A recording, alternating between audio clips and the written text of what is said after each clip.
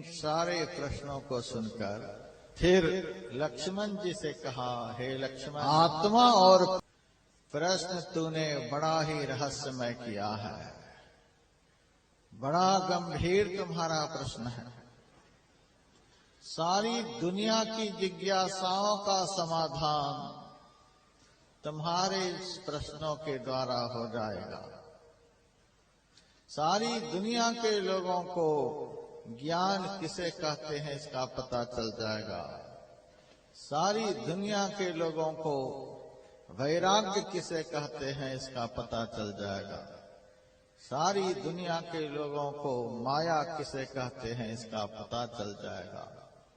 सारी दुनिया के लोगों को भक्ति किसे कहते हैं इसका पता चल जाएगा। और जीवात्मा परमात्मा में क्या भेद है, इन बातों का पता चल जाएगा। लेकिन इस निगूढ़तम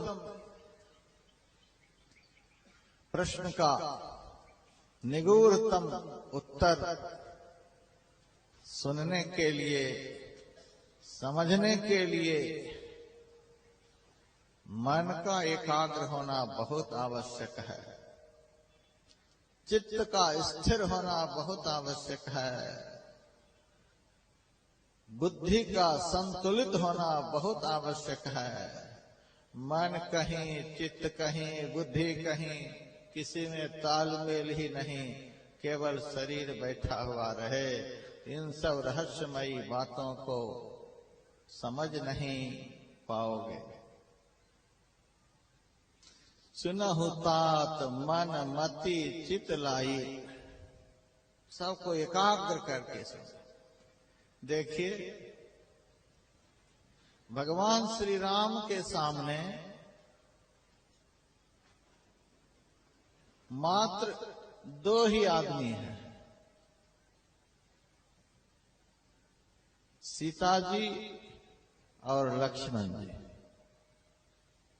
घनघोर जंगल है, आबादी नाम की चीज नहीं, बिल्कुल शांत वातावरण है। फिर भी इन बातों को समझने के लिए भगवान कहते हैं, मन को, चित्त को, बुद्धि को लगाकर इन रहस्यमयी बातों को सुनो। हम लोग तो अभी लाखों आदमी के बीच बैठे हैं। इतने लोगों के बीच कितनी एकाग्रता की आवश्यकता है, कितनी स्थिरता की बात है। चित्त कितना स्थिर होना चाहिए, मन कितना स्थिर होना चाहिए। इसीलिए आप लोगों से मेरा आग्रह है, टीवी पर कमरे बंद कर करके लोग दुनिया में देख रहे हैं, वे तो बड़े आराम से इन बातों को समझ रहे हैं। लेकिन आप लोग जो इतनी संख्या में बैठे हैं, चित्त चंचल रहेगा तो इन बातों को नहीं समझ पाएंगे। भगवान ने लक्ष्मण जी के सारे प्रश्नों को सुनकर उत्तर देने में थोड़ा व्यतिक्रम कर दिया। पूछा गया था ज्ञान किसको कहते हैं, वैराग्य किसको कहते हैं। उसके बाद पूछे थे माया किसको कहते हैं। भगवान ने उलट दिया सारे प्रश्नों को। अरे, ज्ञान के विषय में पूछ रहा है, वैराग्य के विषय में पूछ रहा है। जब तक माया का ज्ञान नहीं हो जाएगा, तब तक तुम्हें अपना स्वरूप का ज्ञान नहीं होगा, तब तक तुम्हें संसार से वैराग्य नहीं होगा। इसीलिए मैं तुमको उस माया के विषय में जना देना चाहता हूं, जिस माया के स्वरूप को नहीं जानने के कारण जीव अज्ञान की अवस्था में पड़ा हुआ रहता है। न उसे अपना ज्ञान होता, न अपने से संबंधित परमात्मा का ज्ञान होता, और सारी दुर्गति संसार में होते रहने पर भी संसार से वैराग्य कभी भी नहीं होता। इसीलिए मैं पहले माया के विषय में समझा रहा हूं। माया कहते हैं किसको? सारी दुनिया के लोग कहते हैं हम माया में फंसे हुए हैं, हम माया में फंसे हुए हैं। भगवान श्री राम माया किसको कहते हैं सुनिए। कल भी मैंने इस विषय पर चर्चा की। मैं अरु मोर तोर तय माया, जही बस कीन है जीव निकाया। हे लक्ष्मण, तू मेरा शरीर देख रहा है, यहीं से माया का आरंभ हो गया है। इस शरीर में आकर तू कैद हो गए, समझ लो माया के वश में हो गए। यह शरीर माया है। यदि इस जीव को यह शरीर नहीं मिला होता तो कोई झंझट नहीं होता, कोई प्रपंच नहीं होता, कोई बंधन नहीं होता, किसी चक्कर में यह जीव नहीं पड़ता। देह का बंधन यदि जीव को नहीं होता, यह जीव भी परमात्मा ही होता। परमात्मा और आत्मा में यही अंतर है कि परमात्मा को देह का बंधन नहीं और जीव को देह का बंधन है।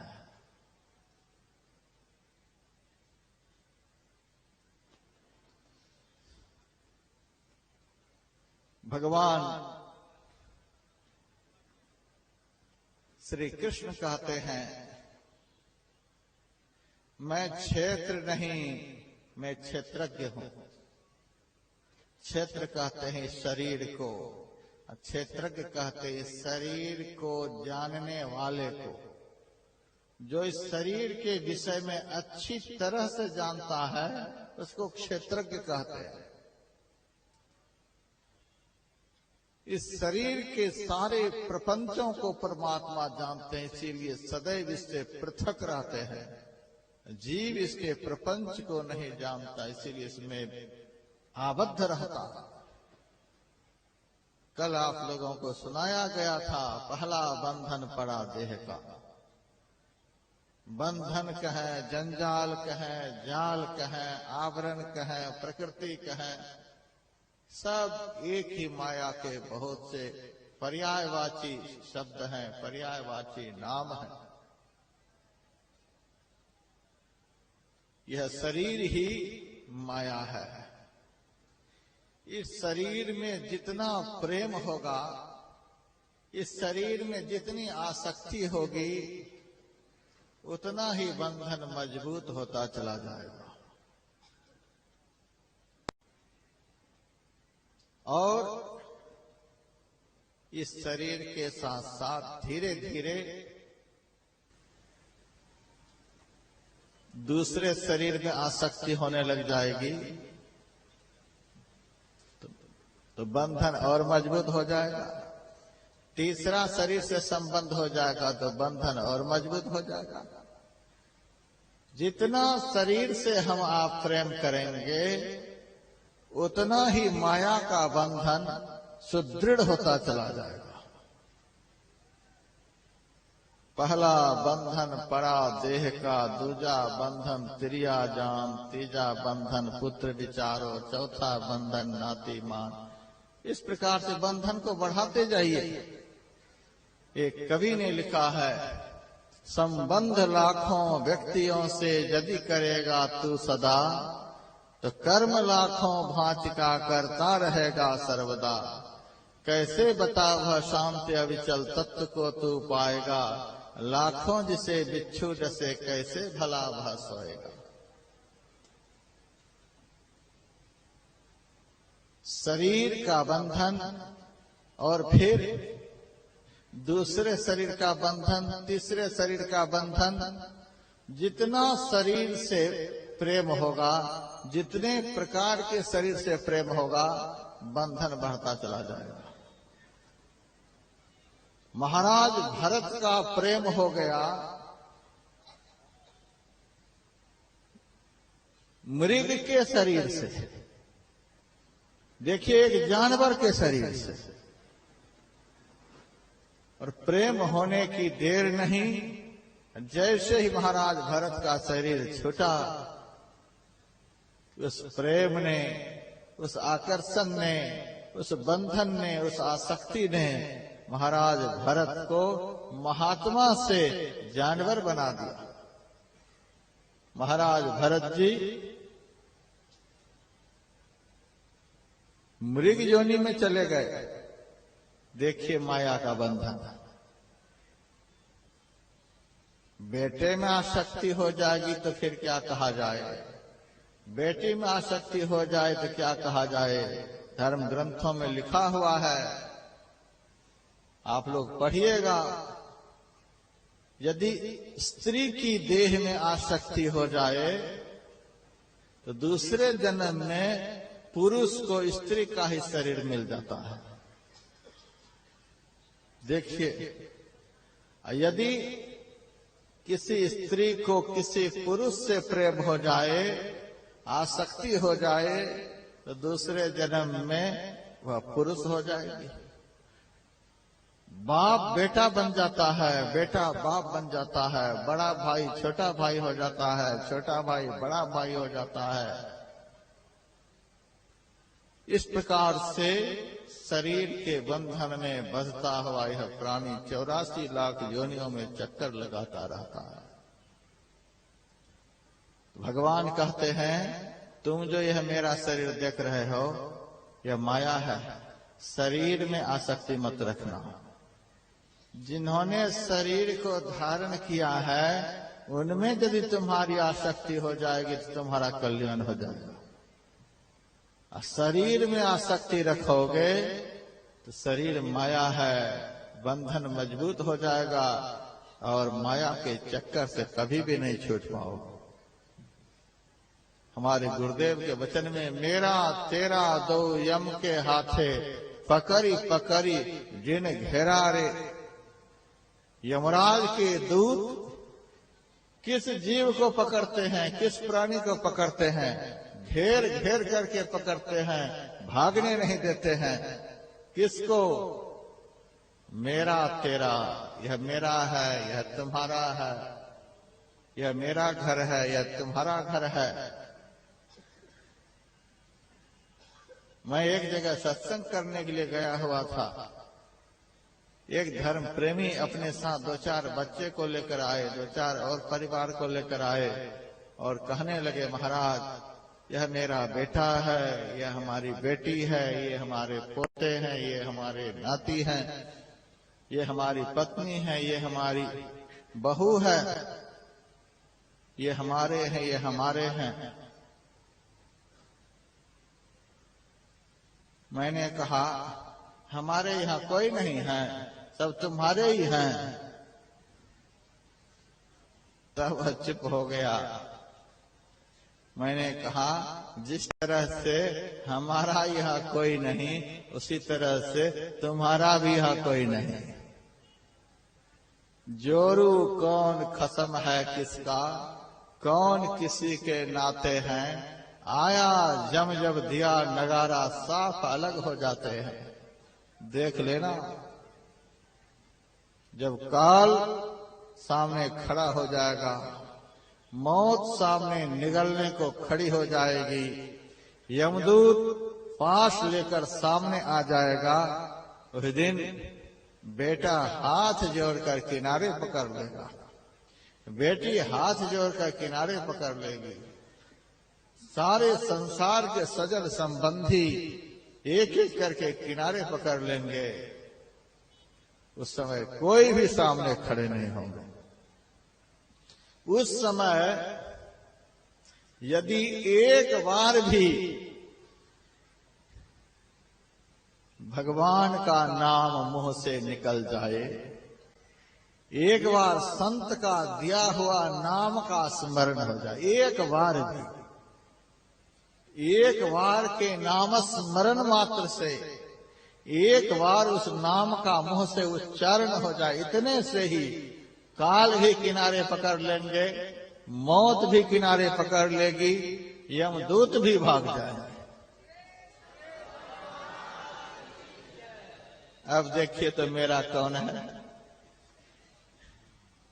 जब तक शरीर में चलने फिरने की शक्ति है, लेने देने की शक्ति है, किसी भी तरह से घर की सेवा करने की शक्ति है, तभी तक सब अपना है, सब मेरा है, सब मेरा है। जब किसी काम के लायक नहीं रह जाएंगे, उस दिन पता चल जाएगा सब तेरा है, तुम्हारा कोई नहीं, सब किनारे पकड़ लेंगे। उस समय पता चलता है कि हमारा कौन है। अंत काल में भी भगवान श्री कृष्ण कहते हैं, एक बार मेरा स्मरण हो जाए। स्वल्पमप्यस्य धर्मस्य त्रायते महतो भया, जीव महाभय से बच जाएगा। अंत काल में भी मेरा स्मरण कोई कर ले तो महाभय से बच जाएगा, कोई उसके सामने नहीं रहने पाएगा।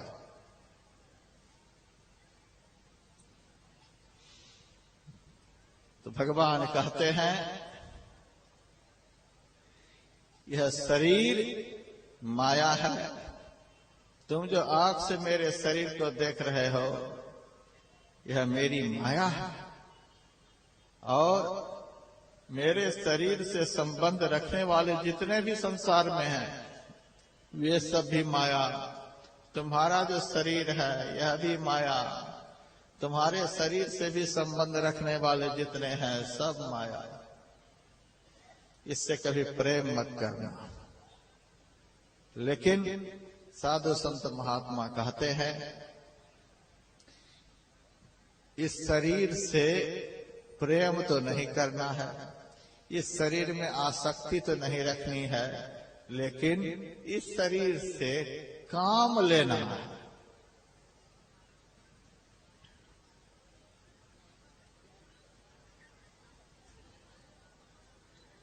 इस शरीर से हम लोगों को काम लेना है। काम क्या लेना है? जिस काम से माया से छूट जाए और राम मिल जाए, ऐसा काम लेना है।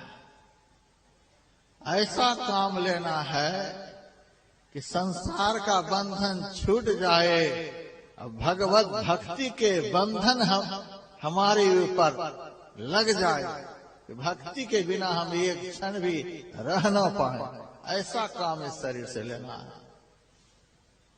काम लेने में कोई खतरा नहीं है, लेकिन आसक्त होने में बहुत खतरा है।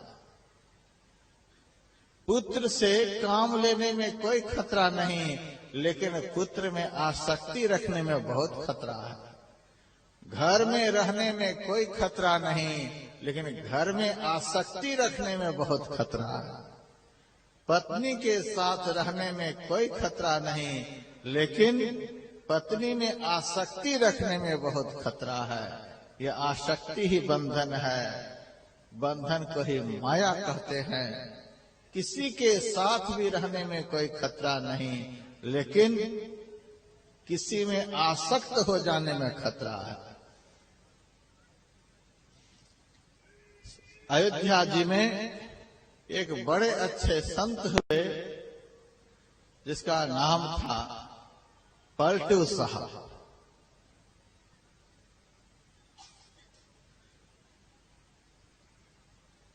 उनके सामने से एक नया नया बैरागी महात्मा चला जा रहा था।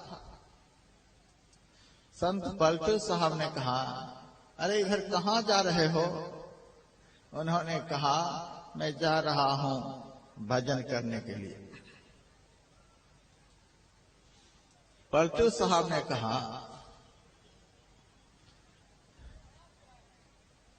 भजन घर में नहीं होता है। नहीं नहीं महाराज, घर में भजन नहीं होता है। क्यों?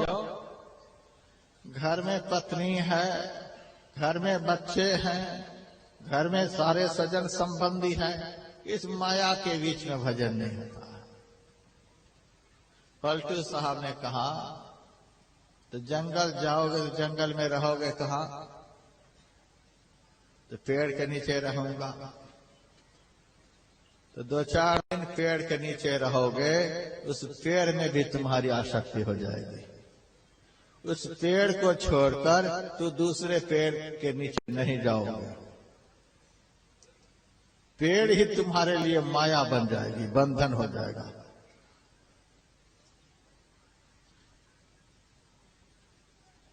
जंगल में तुम रहोगे, भिक्षा के लिए तो कहीं जाओगे? हाँ, भिक्षा के लिए तो जाऊंगा। जिसके घर भिक्षा के लिए जाओगे, ये हमारे भक्त का घर है, तो उसी में तुम्हारी आसक्ति हो जाएगी। जहां भी दुनिया में जाओगे वहीं तुम्हारी आसक्ति हो जाएगी, वहीं तो बंधन में पड़ जाओगे। और उन्होंने बड़ा ही सुंदर सुना दिया, यार फकीर तू पड़ा है किस ख्याल में, 5-25 संग 30 नारी, 30 के कारणे भीख है मांगता, एक ने क्या तकसीर पारी। दास पलटू कहे खेल यह ना बदो, जब छुटे 30 तब छोर प्यारी। अरे फकीर तू किस ख्याल में पड़ा हुआ है? एक पत्नी को छोड़ दिया है तो तू अपने को बहुत बड़ा वैराग्यवान समझ रखा है। पत्नी को छोड़ने मात्र से कोई वैराग्यवान नहीं हो जाता, घर को छोड़ने मात्र से कोई वैराग्यवान नहीं हो जाता, नौकरी को छोड़ने मात्र से कोई वैराग्यवान नहीं हो जाता। 5-25 संग 30 नारी, 5 तत्व और 25 प्रकृति के वश में यह जीव है, जिसके कारण तू दुनिया दुनिया भीख मांगे फिर रहा है। जब 30 नारियों का भरण पोषण तू कर ही रहा है, भीख मांग मांग कर रहा है, एक नारी ने तुम्हारा क्या बिगाड़ दिया है? जब 5 तत्व और 25 प्रकृति वाली देह की आसक्ति तुम्हारी खत्म हो जाएगी, इसका आकर्षण खत्म हो जाएगा, इसके दुख सुख का तुम्हें कभी भान नहीं होगा, भूख प्यास का तुम्हें कभी पता नहीं चलेगा,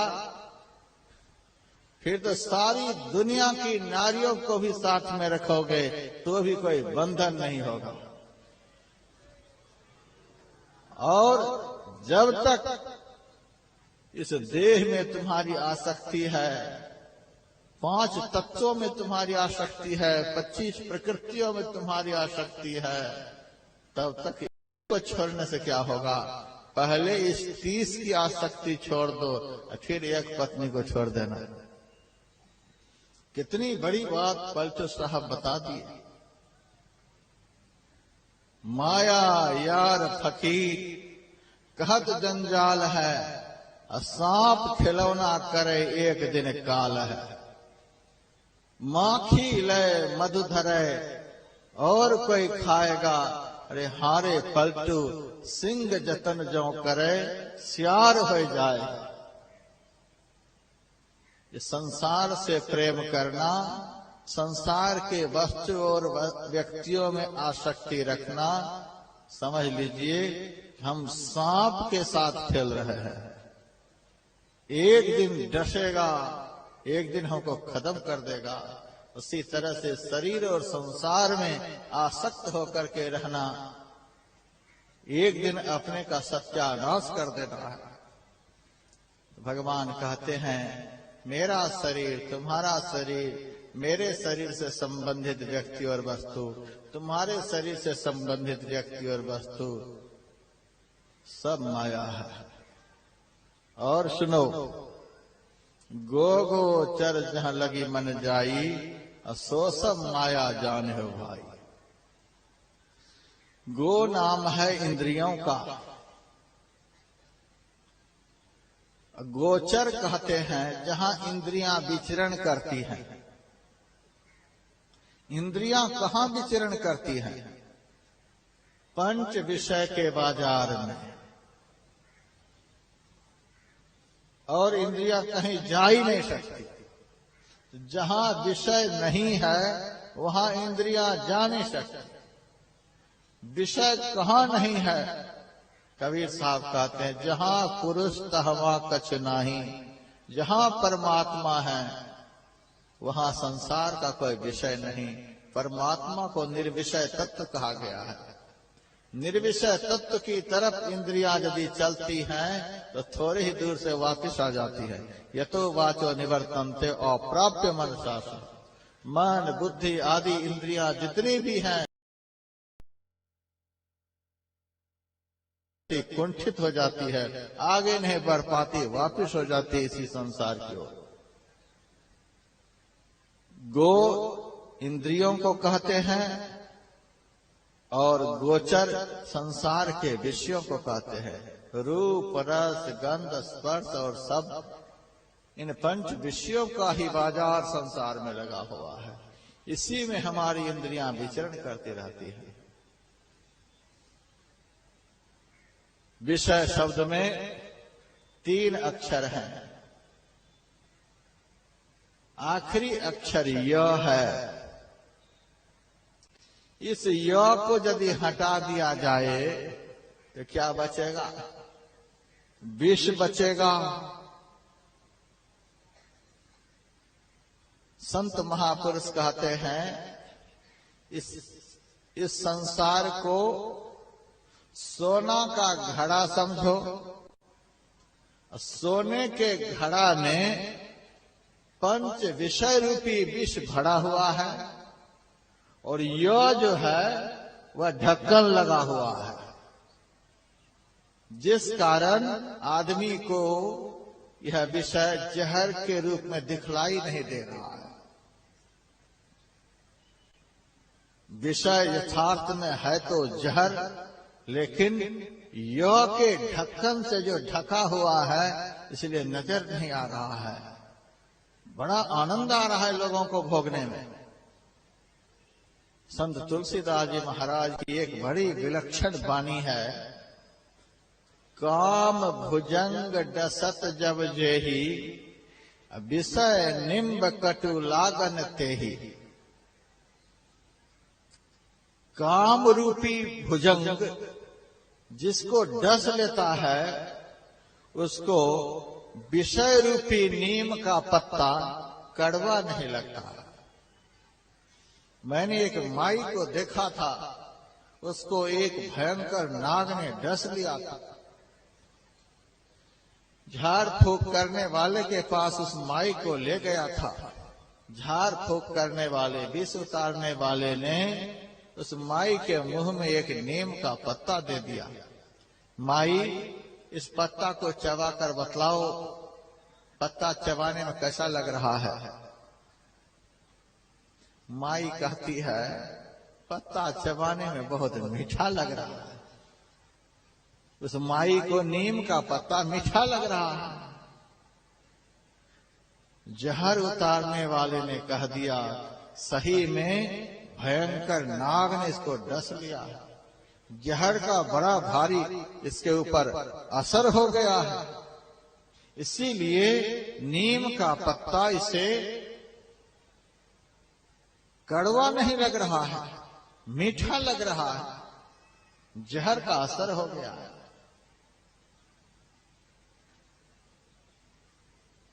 उसी तरह से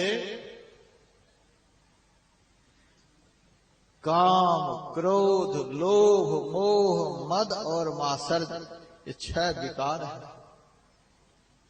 6 विकारों में सबसे भयंकर विकार काम विकार है। माया जो है इन विकारों को जन्म देती है और इन विकारों के द्वारा ही जीव को प्रताड़ित करवाती है। सबसे पहले काम विकार के द्वारा इस जीव को माया डसवाती है। जिसको काम विकार डस लेता है उसको संसार का विषय कड़वा नहीं लगता है, बड़ा मीठा लगता है। दो तरह का काम होता है, एक रति प्रद काम होता है, दूसरा इच्छा प्रद काम होता है। धन चाहिए, पुत्र चाहिए, स्त्री चाहिए, यह चाहिए, वह चाहिए, यह जो अनंत चाहनाएं हैं इसको इच्छा प्रद काम कहते हैं। स्त्री सुख के लिए, पुरुष सुख के लिए जो मन में वासना उत्पन्न होती है उसको रति प्रद काम कहते हैं।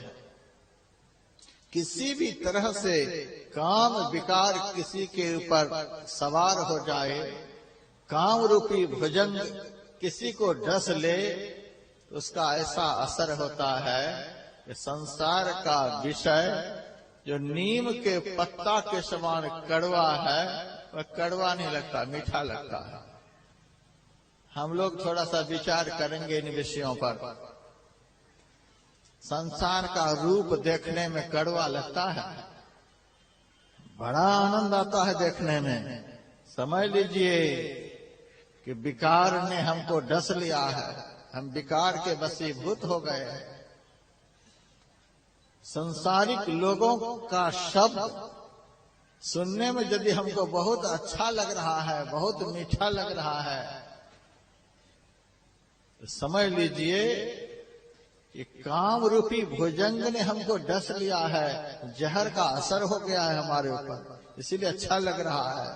संसार का स्वाद बहुत अच्छा लगे, संसार का स्पर्श बहुत अच्छा लगे, संसार की गंध बहुत अच्छी लगे, संसार का विषय भोगने में हमको आनंद आए, तो समझ लीजिए कि काम रूपी भयंकर नाग ने हमको डस लिया है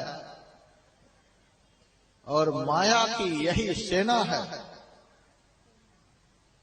व्याप रहो संसार मह माया कटक प्रचंड, सेनापति कामादि भट दम्भ कपट पाखंड।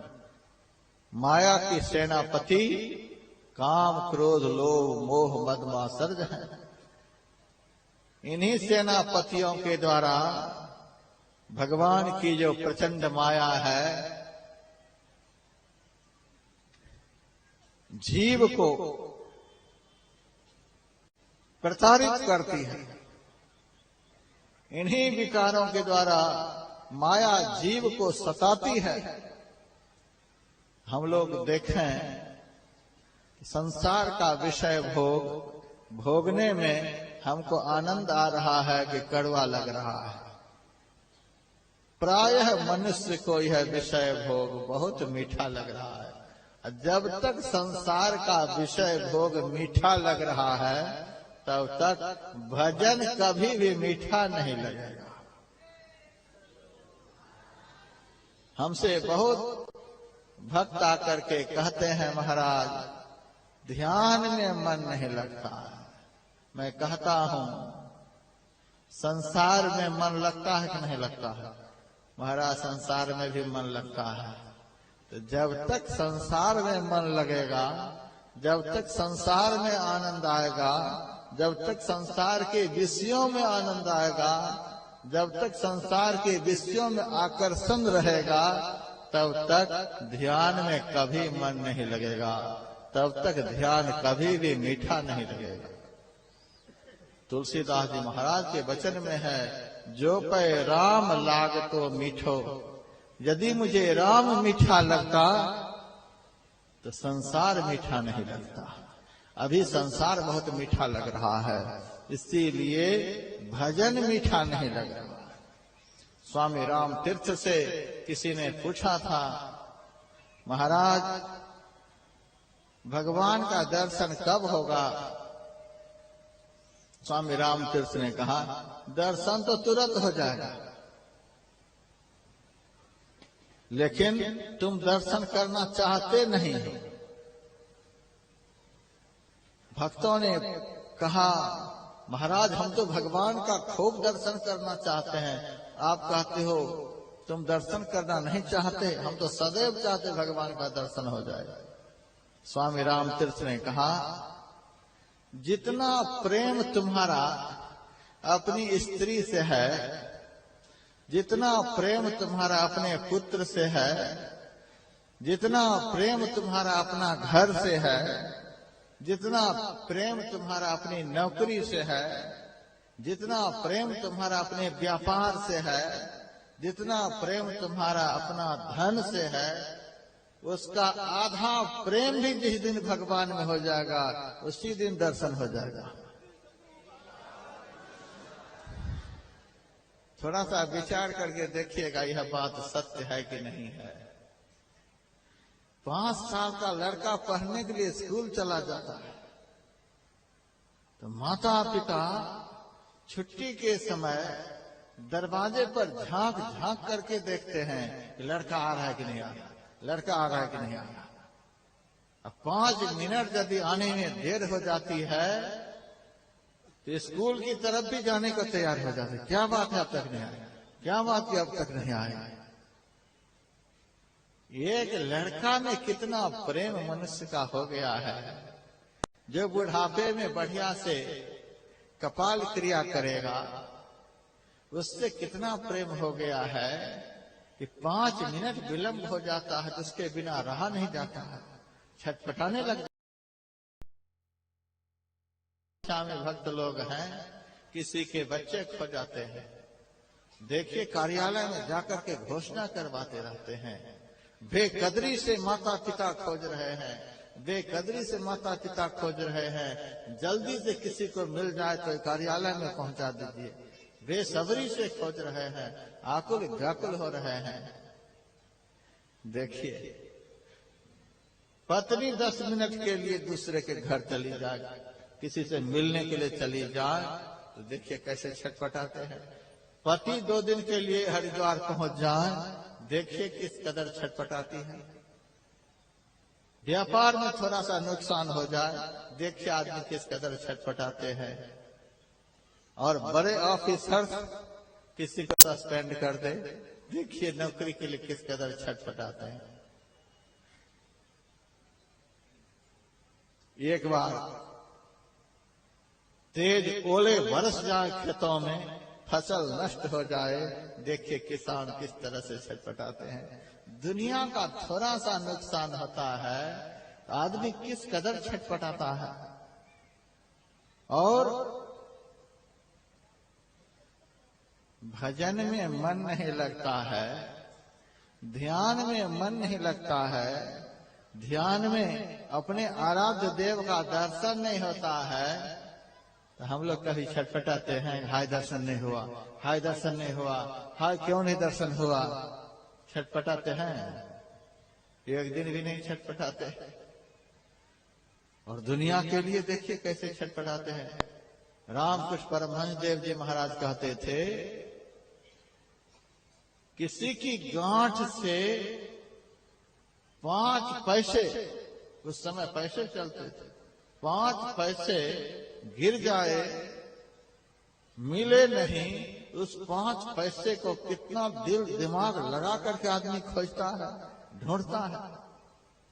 उतना दिल दिमाग लगा करके कभी भी भगवान को खोजा, कभी ढूंढा, कैसे मिलेंगे महाराज, मन नहीं लगता है।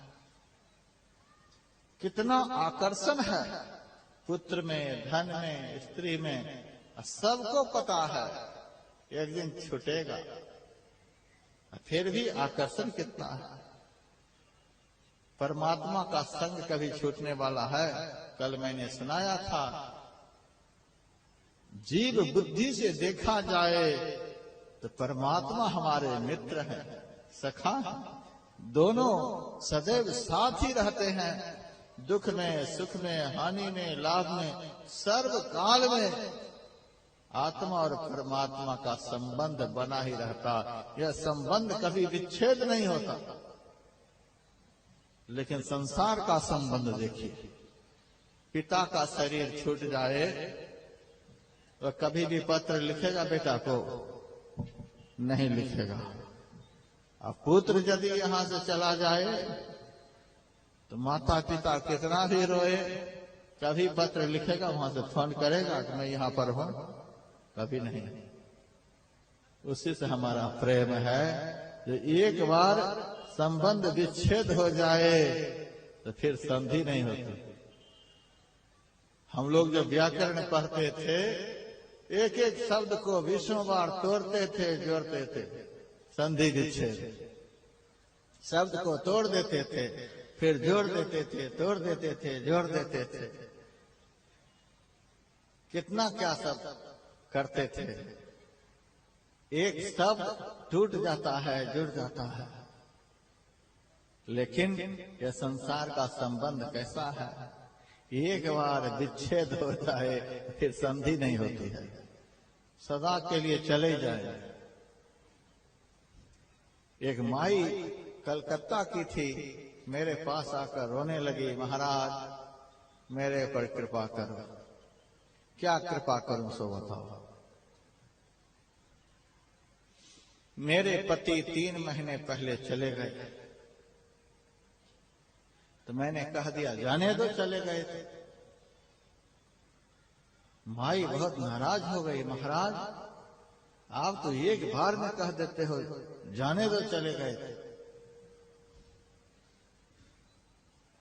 मैंने कहा मैं यदि यह नहीं कहूं तो तू क्या करोगे सो बताओ।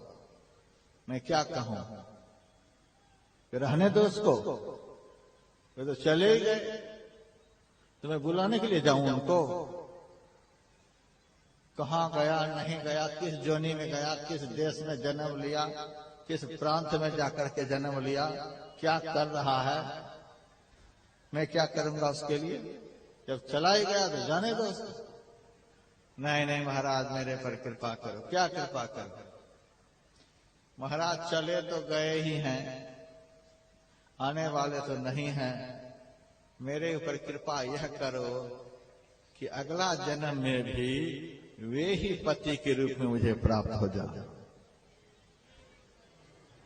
मैंने कहा ये कैसी माई है? मैंने कहा जिससे प्रेम करके तो इस जन्म में रो रही हो, जो इस जन्म में तुमको छोड़ करके चला गया, वो अगला जन्म में नहीं जाएगा, अगला जन्म में भी छोड़ करके चला जाएगा, फिर अगला जन्म में भी रोवो, फिर मेरे से कृपा प्राप्त करके तीसरे जन्म में भी नंबर लगा दो, फिर रोते रहो उससे, उसके लिए रोते रहो। मीरा की वाणी में है, ऐसे बर को बरे जो जामे मर जाए, बर तो ऐसा कीजिए जो चुरलो अमर हो जाए। जन्म ले रहा है, मर रहा है, जन्म ले रहा है, मर रहा है। एक लड़का ने मेरे से फोन पर कहा, मैं मैसूर में था, महाराज मेरा पिता मर गया। मैंने कहा मर जाने दो। फिर मेरे से कहता है अब क्या करूं महाराज? मैंने कहा जला दो। उन्होंने कहा महाराज आप तो एक ही बार में कह देते हो, मर गया तो मर जाने दो, क्या करूं? तो जला दो। मैंने कहा तब क्या कहूं सो बता। मुर्दा को चाटो, मुर्दा को चाटने के लिए कहूं? जब मर ही गया अब जलाओगे नहीं तो करोगे क्या? साधु साफ साफ बोलता है, कैसे बोलेगा साधु? अब उसके लिए जो करना चाहिए सो करो, हम क्या करेंगे? तो महाराज 2-4 साल के लिए उनको जिंदा कर देते। कैसा आदमी है, 4 साल के लिए जिंदा कर देंगे, 5वां साल में फिर मर जाएगा। ये तो तुम्हारी शक्ति है। भगवान श्री राम के बाण लगने पर बाली धराशायी हो गया। बाली की पत्नी तारा थी, वह आकर भगवान के चरणों में लिपट गई, आर्तनाद कर रही है। भगवान ने कहा तारा तू क्यों रो रही, क्या हुआ तुमको? क्या हुआ भगवान? मेरे पतिदेव चले गए, मेरे पतिदेव समाप्त हो गए। भगवान ने कहा, चले कहाँ गए हैं? तुम्हारे पतिदेव सामने हैं। बाली का शरीर सामने है। क्षिति जल पावक गगन समीरा, पंच रचित अति अधम शरीरा, यह पंच तत्व निर्मित निकृष्ट शरीर तुम्हारे सामने पड़ा हुआ है। प्रगट सो तनु तव आगे सोवा, जीव नित्य तुम कही लगी रोवा। बाली का शरीर तुम्हारे सामने पड़ा हुआ है, चाटो इसको, गले में लिपट जाओ। महाराज सामने पड़ा हुआ तो है, लेकिन अब हंसता कहाँ है, अब कूदता कहाँ है, इधर उधर जाता कहाँ है, अब बोलता कहाँ है, अब सुनता कहाँ है। भगवान ने कहा, एक बात तारा बता,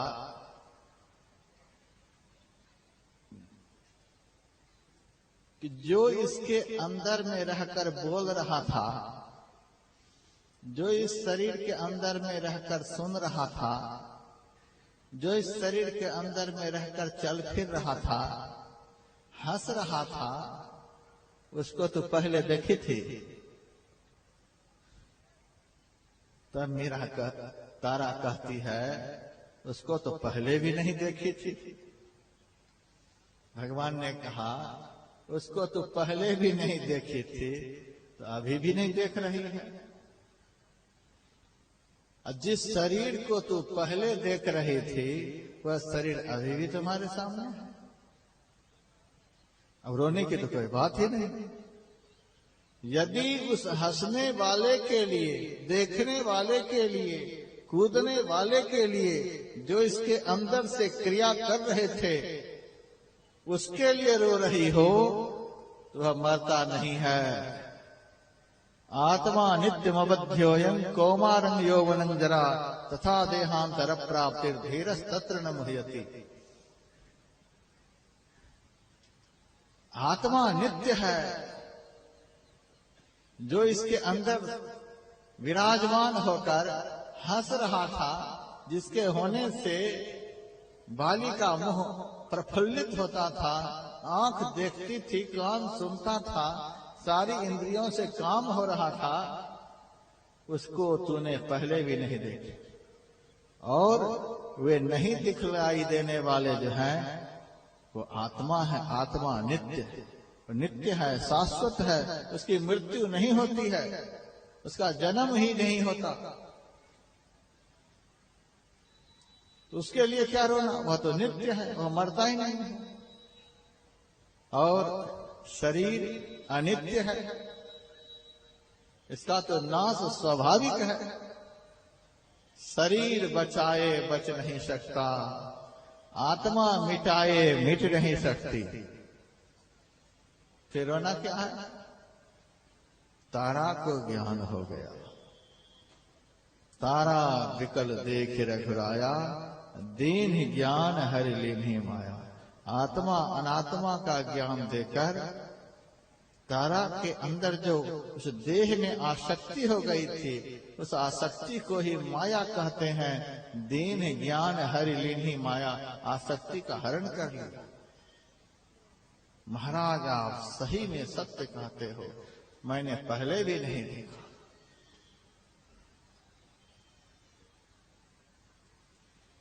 केनोपनिषद में आचार्य और शिष्य का संवाद है।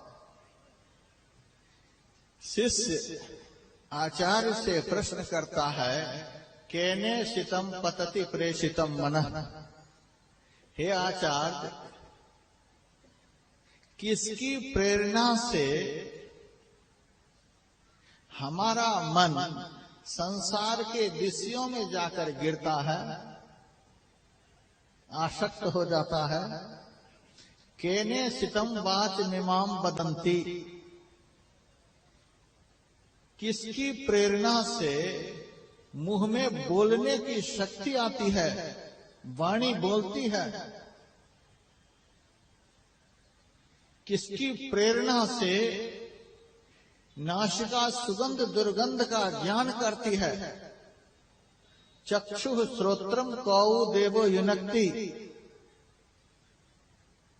आंख को देखने की शक्ति, कान को सुनने की शक्ति कौन देवता अंदर से दे रहे हैं? उस देवता का क्या नाम है? आचार्य ने शिष्य से कहा, श्रोत्रस्य श्रोत्रम, वह कान का भी कान है। चक्षुषः चक्षु, वह आंख का भी आंख है। सौ प्राणस्य प्राणः, वह घ्राण का भी घ्राण है। मनसो मनः, वह मन का भी मन है। हे भगवान, कान का कान कैसा होगा? मन का मन कैसा होगा? वाणी की वाणी कैसी होगी? आंख की आंख कैसी होगी? कान का कान कैसा होगा? क्या उसका नाम है? आचार्य ने कहा, उसी का नाम है आत्मा। और इस संसार में जानने के लायक यदि कुछ है तो वही है तम ज्ञात्वा, उसको जानकर। जो कान का भी कान है, मन का भी मन है, जिसके शरीर में रहने से सारी इंद्रियां संचालित हो रही हैं, तम ज्ञात्वा, उसको जो जान लेता है। आंख को तो तू मुद्दत से देख रहा है, कान को तो तू मुद्दत से देख रहा है, नाक को तो मुद्दत से देख रहा है, सारी इंद्रियों का ज्ञान तो मुद्दत से कर रहा है। इस ज्ञान से क्या निहाल हो गया? इस ज्ञान से तुम्हारा क्या कल्याण हो गया?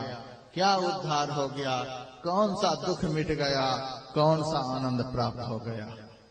इन सब का ज्ञान करके तो तूने बहुत कुछ देख सुन लिया। क्या हुआ अब तक में? कुछ नहीं हुआ।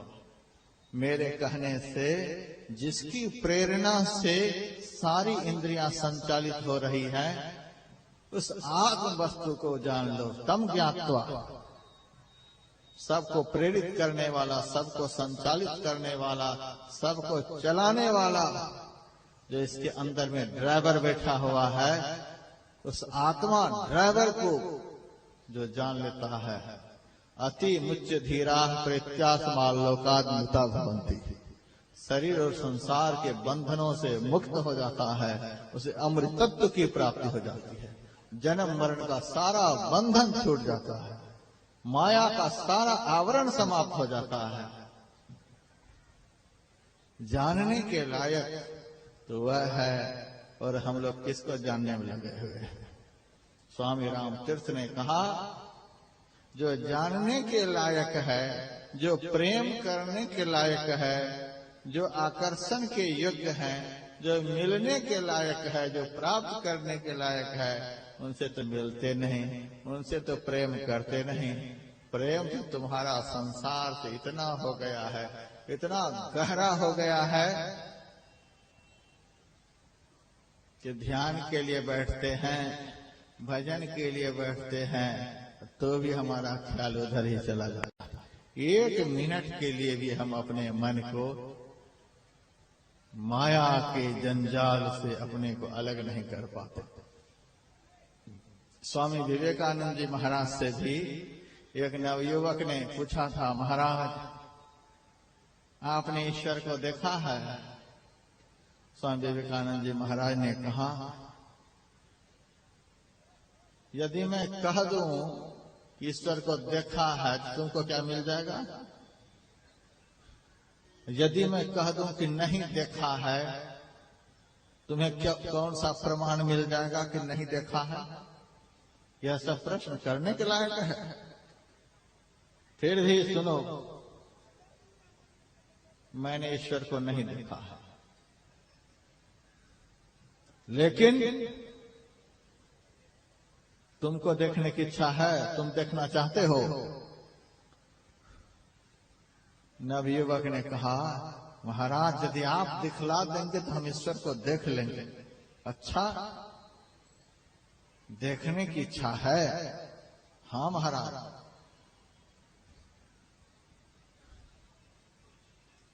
स्वामी विवेकानंद जी महाराज कहते हैं, चलो मेरे साथ, मैं तुम्हें ईश्वर का दर्शन कराता हूं। आगे आगे स्वामी जी, पीछे पीछे नवयुवक। स्वामी जी एक नदी के किनारे पहुंच गए। नवयुवक से कहते हैं, चलो युवक, नदी के अंदर ईश्वर का दर्शन कराता हूं। वह युवक स्वामी जी के पीछे पीछे नदी में प्रवेश कर गया। स्वामी जी गले भर पानी में चले गए। नवयुवक भी पहुंच गया। वह कहता है, स्वामी जी दर्शन कराओ ईश्वर का। अभी कराता हूं। स्वामी जी बड़े तगड़े थे, उनकी गर्दन पकड़ ली और पानी में मरोड़ दिया। अब तो उनकी हालत खराब हो रही है। स्वामी जी ने देखा कि अब यह लड़का मर जाएगा, तब उनकी गर्दन को छोड़कर किनारे पर चले गए। वह लड़का भी जैसे तैसे जी जान लेकर भागा और किनारे पर पहुंच गया। स्वामी जी ने कहा, कहो जी, ईश्वर का दर्शन हुआ? अरे महाराज, मैंने तो सोचा था कि आप बहुत बड़े महात्मा हैं, लेकिन आपके जैसा जल्लाद तो दुनिया में कोई नहीं। मैंने सोचा था कि आप ईश्वर का दर्शन कराएंगे।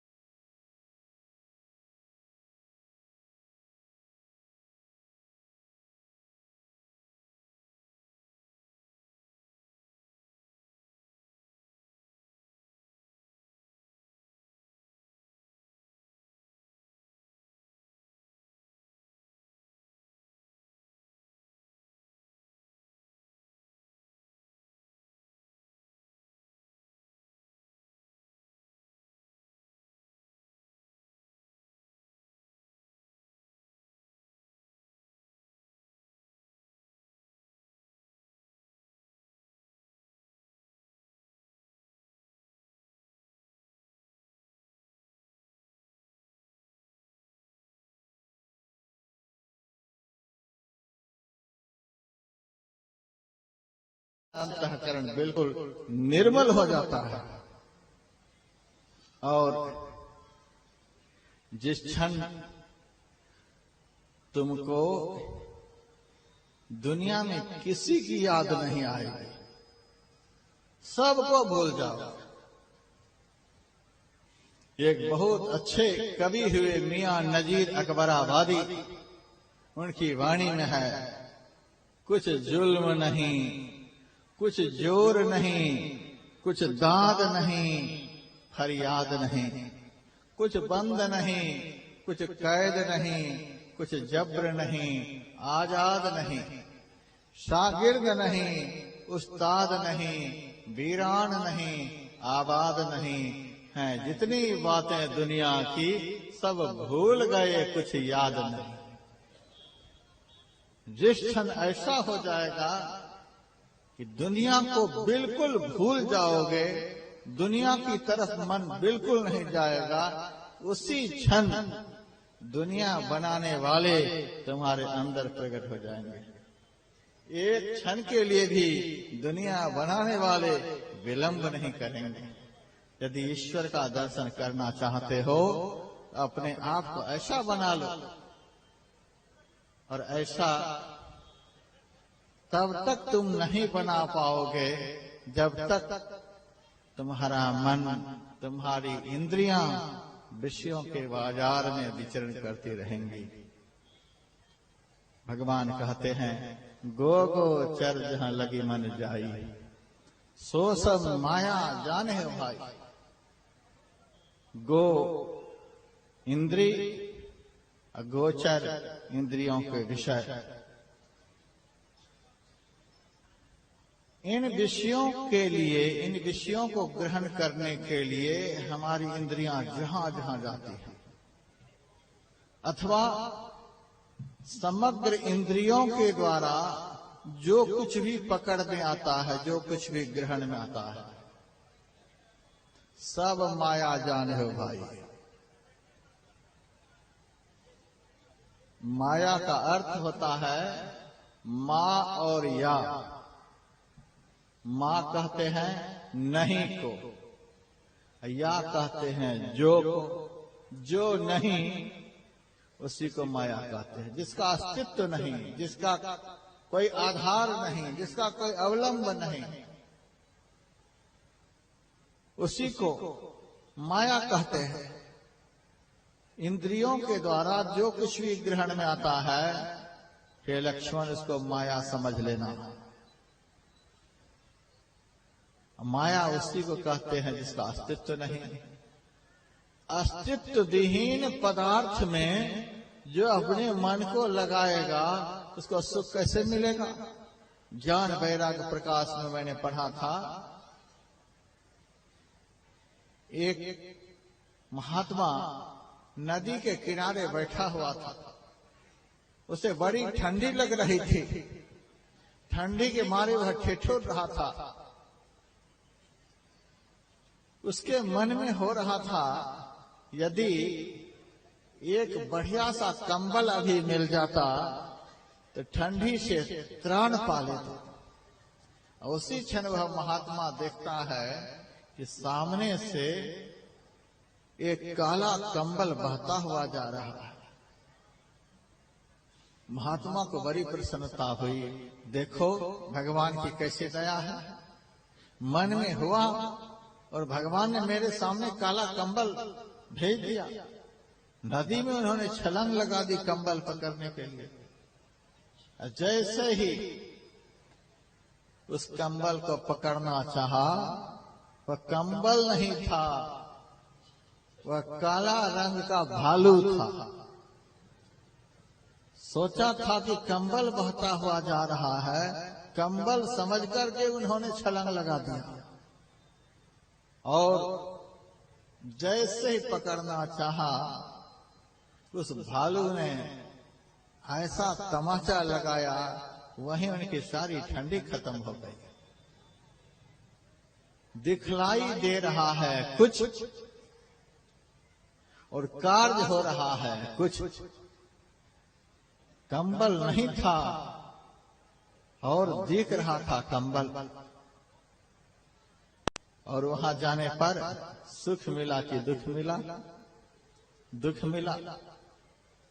रामायण में लिखा हुआ है, रजत सीप मह भास जिमी यथा भानु कर बारी यद्यपि मृषा तिहु काल सो भ्रमण सकई कोटारी यही विधि जग हरि आश्रित रहई यद्यपि असत्य देत दुख आई। समुद्र के किनारे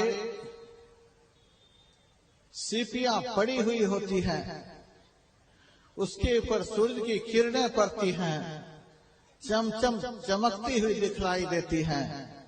दूर से देखने वाला समझता है कि शायद बहुत सुंदर चांदी वहां पर बिछे हुए हैं।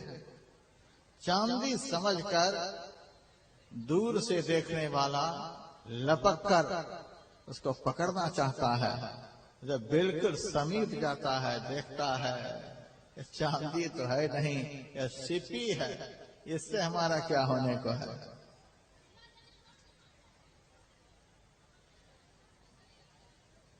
अज्ञानी मृगा रेगिस्तानी इलाके में देखता है, बैसाख जेठ की दोपहरी में सूरज की प्रचंड किरणें जब बालू कण पर पड़ती हैं तो पानी बहता हुआ दिखलाई देता है।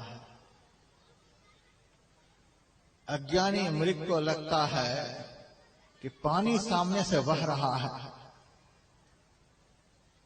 पानी पीने के ख्याल से वह मृग दौड़ता है। जैसे जैसे आगे आगे दौड़ता जाता है, वैसे वैसे उसे लगता है आगे बह रहा है। दौड़ लगाते लगाते वह मृग मर जाता है, लेकिन प्यास नहीं बुझती है। लग रहा है कि पानी बह रहा है, लेकिन बह नहीं रहा है, कुछ है ही नहीं, लग रहा है। रात में सड़क पर रस्सी पड़ी हुई होती है और संयोग से उसके ऊपर पैर पड़ जाता है। प्रकाश वहां है नहीं, आदमी डर जाता है, कहीं सांप के ऊपर तो पैर नहीं पड़ गया। अज्ञानता के कारण, भ्रम के कारण, दूरी के कारण, अंधेरा के कारण भ्रम होते हैं। माया का पर्दा अंधकार है।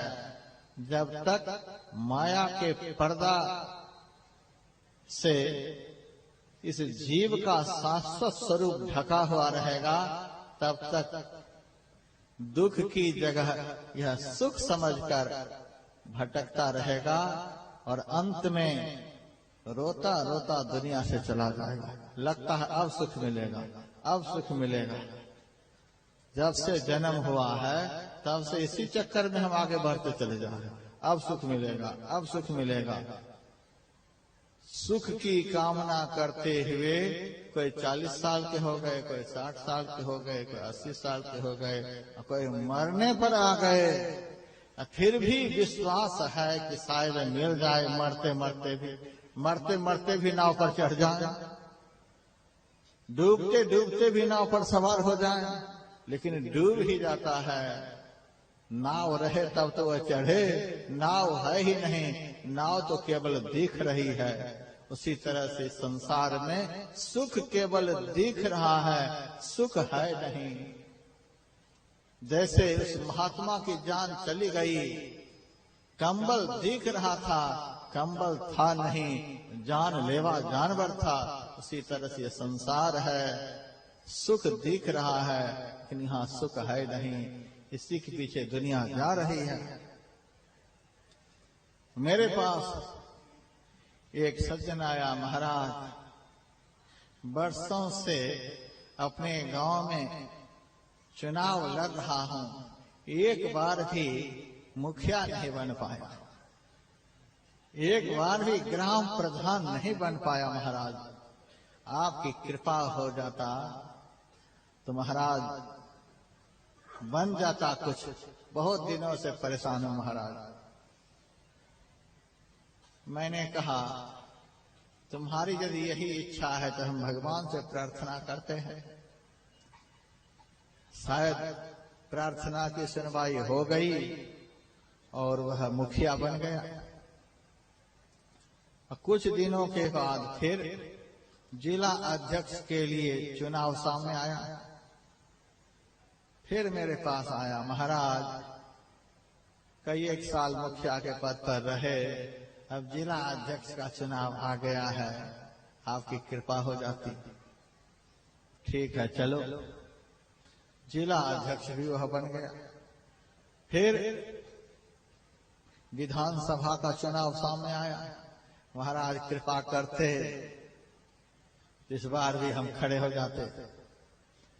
खड़ा हो गया और जीत ही गया। अब बन गया विधायक। विधायक बनने के बाद 2-3 साल के बाद एक सांसद बागी हो गया था, तो उसका चुनाव सामने आ गया। फिर मेरे पास आ गया, महाराज आपकी कृपा हो जाती, वह पद भी ले ही लेता। अच्छा चलो, ईश्वर की दया हुई होगी। दया क्या होगी, ईश्वर की माया फैलती चली जा रही है। वह सांसद बन गया। महाराज एक बार दया करते तो इस राज्य का कुछ कैबिनेट मंत्री बन जाता। मैंने कहा तुम्हें सुख दिख रहा है कि इसमें सुख है, इसमें सुख है, इसमें सुख है, इसमें सुख है। सुख तुम्हें दिख रहा है लेकिन सुख किसी में भी नहीं है। जो 10, 20, 50 भय सत, होई 1000 तो लाख मंगेगी, कोटि अरब खरब असंख, धरापति होने की चाह जगेगी। पृथ्वी पाताल हो राज करो, तृष्णा अधिकी अति आग लगेगी। सुंदर एक संतोष बिना सठ, तेरी तो भूख कभी न बुझेगी। यह बन जाऊं तो सुख मिलेगा, यह बन जाऊं तो सुख मिलेगा, यह बन जाऊं तो सुख मिलेगा। कितना बन गया फिर भी सुख नहीं मिला।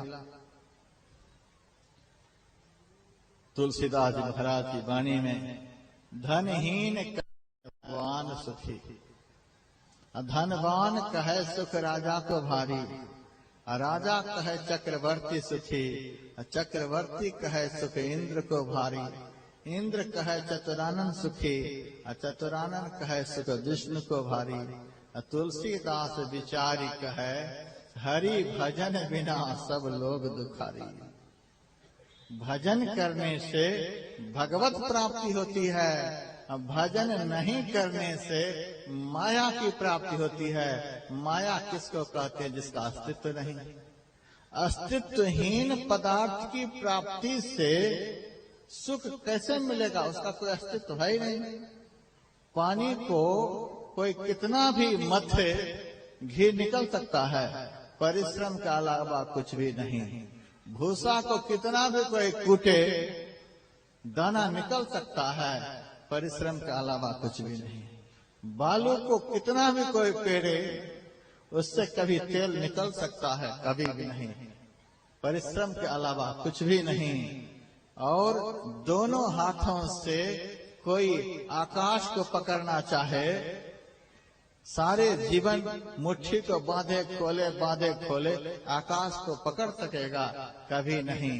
परिश्रम के अलावा कुछ भी नहीं। उसी तरह से इस संसार में, इस मायामय जगत में इंद्रियों के माध्यम से बिना भजन किए सुख पाने का जो प्रयास है, यह पानी को मथने जैसा प्रयास है, भूसा को कूटने जैसा प्रयास है, भालू को पेरने जैसा प्रयास है, आकाश को पकड़ने जैसा प्रयास है। ये प्रयास एक दिन निष्फल हो जाएगा। और इस प्रयास का फल देखिए, विधायक बनकर के हमारा जो भगत था वह हार गया। हारने के बाद जब किसी सभा में एक बार गया, अब उसके नाम में वहां के लोगों ने लगा दिया भूतपूर्व रामचंद्र सिंह, भूतपूर्व विधायक रामचंद्र सिंह।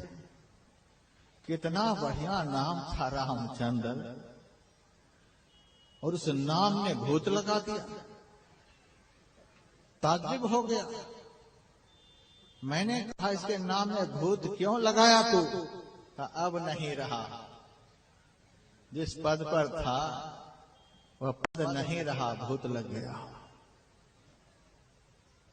संसार का जो भी पद है, जैसे कुर्सी हिलती है और उस पद के साथ भूत लगता है। राष्ट्रपति हो, प्रधानमंत्री हो, कोई भी पद हो, कुर्सी हिली और भूत लगा। क्यों भूत लग गया? वह पद शाश्वत नहीं था। भजन के द्वारा वह पद प्राप्त नहीं हुआ था। भजन से हीन जो पद है, उस पद में शांति नहीं है, उस पद में स्थिरता नहीं है, उस पद का अस्तित्व नहीं है। इसीलिए भूत लग गया। उस पद को पाने से पहले भूत की तरह गांव गांव, नगर नगर, शहर शहर, घर घर हाथ जोड़े फिरो। और उसके बाद जब पद प्राप्त हो जाए तो उस पद को बचाने के लिए सदैव भूत की तरह परेशान रहो। अब पद जब छूट जाए तब चिंता के मारे भूत की तरह परेशान रहो। नहीं मिला तब भी परेशानी, मिल गया तो भी परेशानी, मिलने पर छूट गया तो भी परेशानी। लेकिन आप लोगों को मैं कहता हूं, माया के द्वारा जो सुख मिला, माया के द्वारा जो पद मिला, माया के द्वारा जो कीर्ति मिली, माया के द्वारा जो कुछ भी दुनिया का मिला, वो हवा में उड़ गया। और भगवान का भजन करने पर जो मिलता है तो भगवान सत्य है। ब्रह्म सत्यम जगन मिथ्या। परमात्मा सत्य है, परमात्मा का अस्तित्व है, परमात्मा नित्य है, परमात्मा सनातन है। परमात्मा की भक्ति करने से जो पद प्राप्त होता है वह पद कभी हिलता नहीं, उस पद में भूत की उपाधि कभी लगती नहीं। आज तक आप लोगों ने कभी सुना कि भूतपूर्व प्रहलाद, भूतपूर्व ध्रुव, भूतपूर्व कबीर साहब, भूतपूर्व तुलसीदास जी महाराज? भगवान के भक्त में भूत शब्द का प्रयोग होता है। भगवान सत्य हैं, इसीलिए भगवान की कृपा से, भगवान की करुणा से, भगवान के भजन से जो सत्ता प्राप्त होती है, उस सत्ता पर से भक्त कभी उतरता ही नहीं। धन्य भाग्य जिनकी अटल साहिबी, नाम बिना नर भटकी मरे। अटल बादशाहत प्राप्त होती है। औरंगजेब ने शर्मद से कहा था, शर्मद तूने तो मेरे भाई दारा के लिए कहा था कि मैं दारा को अटल तख्त बख्शूंगा, अब बता तुम्हारा दारा कहाँ गया? औरंगजेब ने दारा का वध कर दिया था। कहने का मतलब तुम्हारी बात झूठ हो गई। तूने कहा था इनको अटल तख्त बख्शूंगा, कहां दारा को तख्त मिला? उस तख्त पर मैं बैठा हुआ हूं, कहां गया तुम्हारा दारा? शर्मद तो बहुत बड़े महापुरुष थे, सूफी संत थे। उन्होंने औरंगजेब से कहा, औरंगजेब मेरा दारा आज भी अटल तख्त पर बैठा हुआ है। सारी सृष्टि समाप्त हो जाएगी, फिर भी संत के दिए हुए पद से कोई उतार नहीं सकता, उसको वहां से कोई हटा नहीं सकता। संत भगवंत की कृपा से जो पद प्राप्त होता है, उस पद को संसार में कोई छीन नहीं सकता। आज भी मेरा दारा संसार में अमर है। लेकिन एक बात बता औरंगजेब, इस तख्त पर कभी बाबर भी बैठा था? हाँ बैठा था। कहाँ गया? कहा चला गया, दोबारा आया बैठने के लिए, नहीं आया। इस तख्त पर हुमायूं भी बैठा था, इस तख्त पर जहांगीर भी बैठा था, इस तख्त पर अकबर भी बैठा था, इस तख्त पर शाहजहां भी बैठा था, इस तख्त पर तू भी बैठा है। एक दिन तू भी जब उतर जाएगा तो दोबारा बैठने के लिए नहीं आएगा। ये माया का पद है। माया का पद जो है वह स्थिर नहीं होता, यह चलायमान होता है। एक दिन यह सत्ता चली जाएगी, एक दिन तू भी चला जाएगा। दोनों में से किसी का अस्तित्व नहीं है। लेकिन भगवान का भजन करने से जो पद प्राप्त होता है वह अटल है, वह स्थिर है। इसी को संत पद कहते हैं। वह शाश्वत होता है। एक तरफ माया का पद है, एक तरफ माया का क्षण भंगुर सुख है, एक तरफ ब्रह्म का अटल सुख है, अटल शांति है। हरिद्वार का आश्रम जब बन रहा था तो एक दिन एक घी बेचने वाला मेरे पास आया, गोरखपुर का था।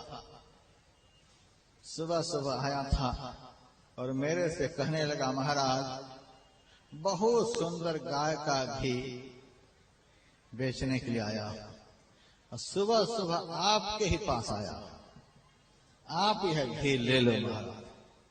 मैंने कहा मेरे आश्रम में बहुत घी पहले से ही पड़ा हुआ है, हम क्या करेंगे लेकर, जाओ किसी दूसरे को दे देना। उन्होंने कहा महाराज सुबह सुबह आपके यहाँ ही आया और यात्रा हमारी खराब हो जाएगी, यदि आप नहीं लोगे तो बोहनी खराब हो जाएगी। महाराज आप ले ले। मेरे सिर पर गया। मैंने मन में सोचा ऐसा दाम मैं इसको बतलाऊंगा कि खुद यह नहीं देगा। मैंने उनसे पूछा क्या दाम लगाओगे, सो बतलाओ। वह कहता है 350 रुपए किलो। मैंने कहा 350 रुपए किलो नहीं लूंगा। तब कितने में लोगे महाराज? मैंने कहा 100 रुपए किलो लगा दो। अरे महाराज कहाँ 350 कहाँ 100। अच्छा महाराज यह करो 50 रुपए कम दे देना। मैंने कहा साधु छिपकली की तरह रंग नहीं बदलता है, जो बोल गया सो एक बार में बोल गया, देना है तो दे दो। अरे महाराज 250 में ले लो। मैंने कहा बिल्कुल नहीं, 200 में ले लो। शपथ ही खा लिए हो तो ले लो 200 में। मैंने कहा बिल्कुल नहीं लूंगा। 150 में ले लो। मैं बिल्कुल नहीं। आखिर में 100 रुपए में तैयार हो गया। मैंने फिर सोचा एक बार घी देख लूं, बढ़िया नहीं लगेगा तो वापस कर दूंगा। घी बढ़िया नहीं है 100 में भी नहीं लूंगा। देख लो महाराज, लो। घी का बर्तन मेरे सामने लाया। घी को मैंने देखा, देखने में बड़ा सुंदर था, छूने में भी बड़ा सुंदर था, और सूंघ करके देखा, सूंघने में भी बड़ा सुंदर। मेरे मन में हुआ सही में बहुत बढ़िया घी है, 100 रुपए किलो दे रहा है। तो मैंने कहा चलो 2 किलो दे दो। 2 किलो दे दिया। 200 रुपए मैंने उनके हाथ में पकड़ा दिया।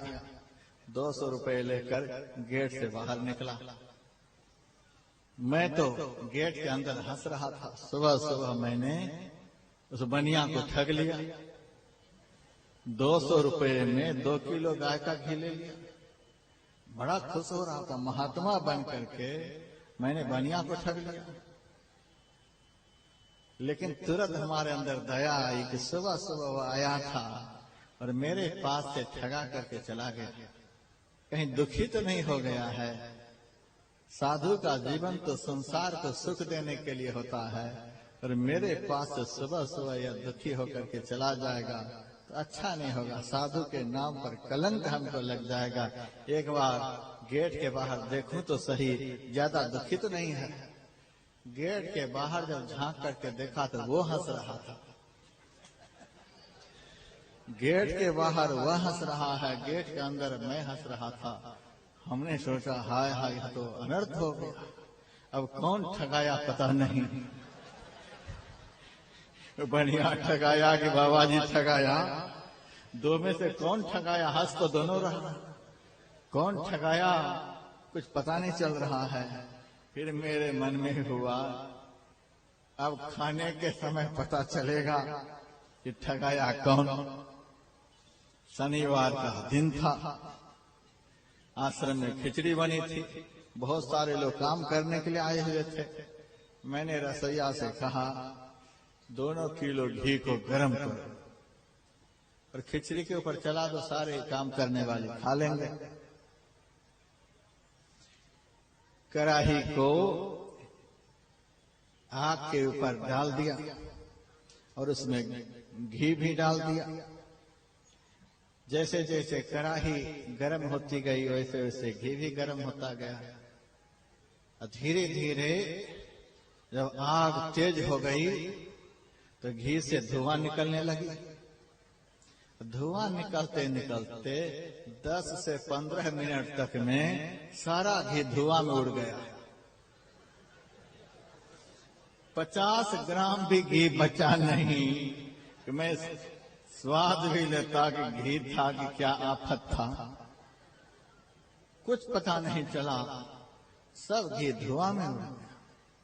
तब मेरे मन में हुआ कि बढ़िया नहीं ठगाया, मैं ही ठगा गया, बुरी तरह से ठगाया कि 50 ग्राम भी 200 में नहीं बचा पाया, पूरा का पूरा ठगा गया। उस क्षण तो थोड़ा सा अफसोस हुआ, लेकिन मेरे मन में हुआ इस बनिया ने बड़ा ही सुंदर ज्ञान देकर हमको गया। यह संसार ऐसा ही है, यह मायामय जगत ऐसा ही है। देखने में बड़ा सुंदर लगता है, बेटा बड़ा सुंदर, बेटी बहुत सुंदर, पत्नी बहुत सुंदर, पति बहुत सुंदर, भाई बहुत सुंदर, मकान दुकान बहुत सुंदर, सब देखने में बड़ा सुंदर लगता है, छूने में भी बड़ा सुंदर लगता है, गाल चूमने में भी बड़ा सुंदर लगता है, सूंघने में भी बड़ा सुंदर लगता है, बोलने में भी बड़ा सुंदर लगता है, सुनने में भी बड़ा सुंदर लगता है। जब जीवन का अंत क्षण आता है, जीवन का अंतिम क्षण आ जाता है, यह सारा संसार धुआं में उड़ जाता है, कुछ भी नहीं बचता। जब दुनिया से हम लोग जाने लगते हैं तो सब कुछ धुआं में उड़ जाता है, कुछ भी नहीं बचता है। उस दिन आदमी को पता चलता है, हाय हाय माया को मैंने नहीं ठगा, माया नहीं हमको ठग ली, बुरी तरह से माया ने हमको ठग ली, कुछ भी नहीं रह पाया। धनानि भूमौ पशवश्च गोष्ठे नारी गृहद्वार सखा स्मशाने देहश्चितायाम परलोक मार्गे धर्मान गो गच्छति जीवेकः। शरीर से प्राण निकल जाने पर धनानि भूमौ, जो कुछ भी अर्जन किया सब यहीं रह गया, जो कुछ भी पद प्राप्त किया था, जो कुछ भी प्रतिष्ठा प्राप्त की थी, सब यहीं रह गया। जितने पशु वगैरह इकट्ठा किए थे सब पशुशाला में ही बंधे रह गए। स्त्री के लिए पुरुष को जहां तक जाना चाहिए वहां तक जाते हैं, पुरुष के लिए स्त्री को जहां तक जाना चाहिए वहां तक जाती है। मित्र को मित्र के लिए जहां तक जाना चाहिए कहां तक जाएंगे, स्मशान तक पहुंचा देंगे, सखा स्मशान। और कल से ही मैं बोल रहा हूं, पहला बंधन पड़ा देह का। ये देह सबसे पहली माया है, यहां से माया का श्री गणेश हुआ है। जीव के साथ देह का जो तादात्म्य हुआ है, माया का श्री गणेश हो गया, यहां से माया का आरंभ हो गया। संत सुंदरदास जी महाराज की वाणी में है, हे प्रभु आपने हाथ दिया बहुत अच्छा किया, पैर दिया बहुत अच्छा किया, आंख दिया बहुत अच्छा किया, कान दिया बहुत अच्छा किया, लेकिन पेट दे करके अच्छा नहीं किया। पेट दियो बड़ दोष लगाई, पेट नहीं होता तो कुछ भी नहीं होता। पहला बंधन पड़ा देह का। यह शरीर भी माया है और इस शरीर की हालत देखिए, देहश्चितायाम शरीर चिता पर जल करके राख हो गया। अब क्या गया बतलाइए तो, सब धुआं में उड़ गया। कितना हंसते थे इस संसार में जब थे, संसार का सब कुछ देख देख करके कितना हंसते थे, कितना प्रफुल्लित होते थे, कितना आनंदित होते थे, यह मेरा, यह मेरा, यह मेरा। लेकिन सब धुआं में उड़ गया। अब क्या बचा? कुछ भी नहीं। अब बचा इस संसार को तो मेरा मेरा कहकर प्यार करते रहे। इस अज्ञानता के कारण केवल दुख बच गया और अनंत काल का दुख बच गया। इस संसार से लिपट लिपट कर जो हमने आनंद लिया, अनंत काल का दुख केवल बच गया। सुखमय जीवन सदा के लिए हाथ से चला गया। संस्कृत साहित्य के इस कलयुग में बहुत बड़े कवि हुए जिसका नाम है कालिदास। उन्होंने लिखा है, गंधश्चासो भुवन विदिता केतकी स्वर्ण वर्णा पद्म भ्रांत्यां चपल मधुपः पुष्प मध्य पपात अंधी भूतः कुसुमरजसा कंटके चूर्ण पक्षः स्थातुं गंतुं द्वयमपि सखे नैव शक्तो दुरेफः। एक दृष्टांत कालिदास ने दिया है इस श्लोक में। एक भौरा था जो कमल का पराग लेने के लिए अपने स्थान पर से चला था, लेकिन रास्ते में ही एक केतकी फूल का वन उसको मिल गया। केतकी फूल देखने में सोने के रंग जैसा होता है। केतकी स्वर्ण वर्णा। अज्ञानी भौरा के मन में हुआ, लगता है यह फूल विशेष दर्जा का कोई कमल है। आज तक ऐसा कमल हमने देखा नहीं, यह कोई विशेष प्रकार का कमल है। केतकी को ही कमल समझकर पद्म भ्रांत्यां चपल मधुपः पुष्प मध्य पपात। और चंचल और भ्रमित भौरा केतकी फूल के ऊपर बैठ गया। कुछ देर तक भौरा गुनगुनाया, पंख को फड़फड़ाया, उसके बाद लगा केतकी फूल का पराग लेने, रस चूसने लगा। केतकी फूल का पराग इतना तीक्ष्ण था, उस तीक्ष्ण पराग के लेने से अंधी भूतः कुसुम रजसा, भौरा अंधा हो गया। अब कुछ दिखलाई नहीं दे रहा है। दुख के मारे दोनों पंखों को फड़फड़ाने लगा। केतकी फूल के किनारे किनारे रेशेदार कांटे होते हैं। उस कांटे के ऊपर जो उसका पंख पड़ा तो पंख भी चूर चूर हो गया। कंटके चूर्ण पक्षः। अब उस भौरे की जो हालत हो गई, न तो कुछ देख सकता, पंख के बिना ना उड़ सकता, केवल उस फूल के ऊपर तड़फड़ा रहा है, छटपटा रहा है, न जी सकता न मर सकता।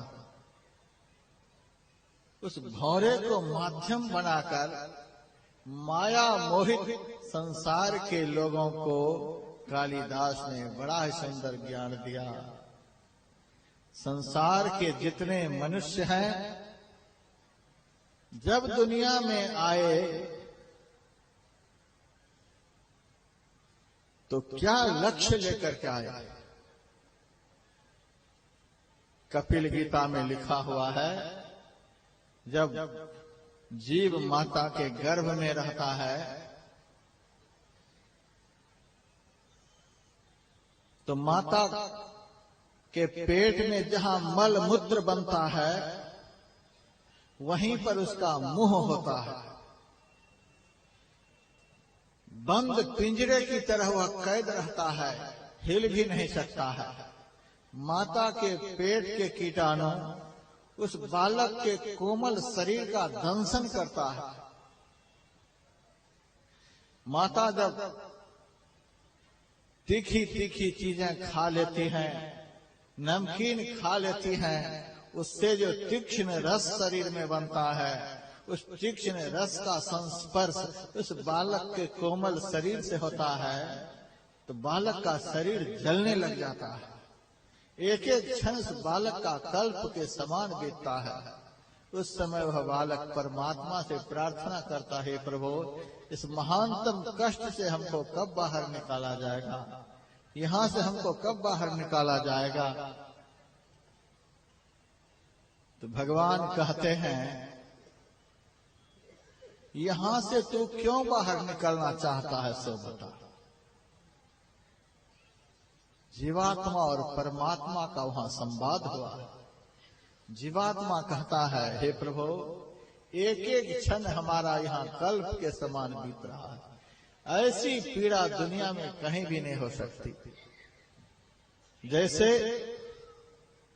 कुंभकार कच्चा घड़ा को हवा पे पकाता है, घड़ा लाल हो जाता है आग के ताप से, उसी तरह से माता के गर्भ के जठराग्नि के भी यह जीव पकता रहता है।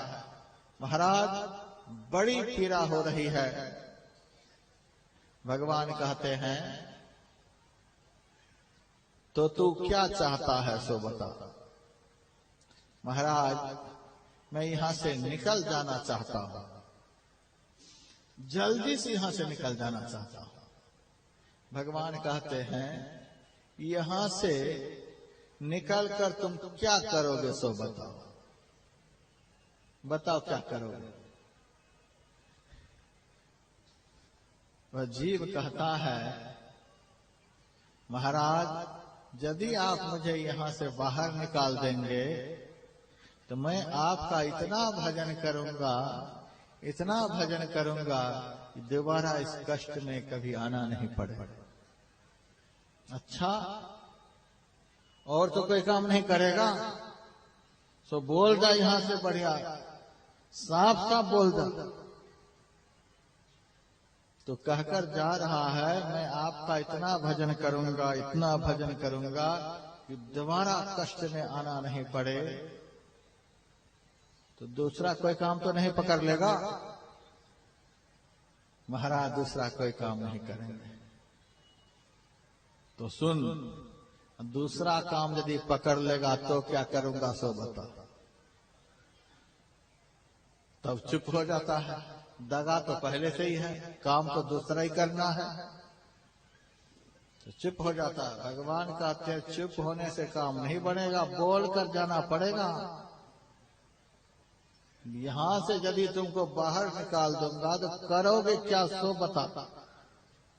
आपका भजन करूंगा, और नहीं करोगे तो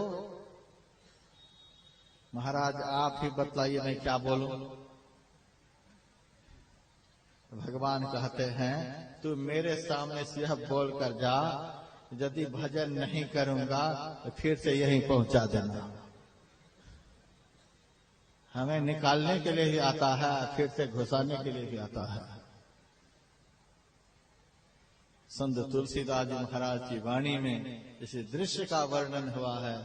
ज्यों नारी अनुभवती प्रसव अति, दारुण दुख उपजय वै अनुकूल विसार सूल सठ, पुनि खल पति ही भजय मेरो मन हरिजु हठन तजय। जब नारी का प्रसव काल अत्यंत समीप आ जाता है, उस समय नारी को बड़ी पीड़ा होती है। इतनी पीड़ा होती है कि वह नारी बारंबार संकल्प लेती है, हे प्रभु यह पीड़ा खत्म हो जाए तो जीवन में इस तरह का काम फिर कभी नहीं करूंगा। भगवान की कृपा से वह पीड़ा दूर हो जाती है, प्रसव हो जाता है, बालक कुछ बड़े हो जाते हैं और उस बालक के लाड़ प्यार में वह माई उस प्रसव काल की पीड़ा को भूल जाती है। पुनि खल पति ही भजय मेरो मन हरिजु हठ न तजय। फिर वह नारी उसी काम में लग जाती है जिस काम के कारण उसी तरह की पीड़ा फिर होगी। हे मन, इसी तरह से माता के गर्भ में जब तुमको बड़ी पीड़ा होती है तो भगवान से बारंबार प्रार्थना करता है, यहाँ से निकाल दोगे तो मैं आपका भजन करूंगा, फिर ऐसा काम कभी नहीं करूंगा कि माता के गर्भ में आना पड़े।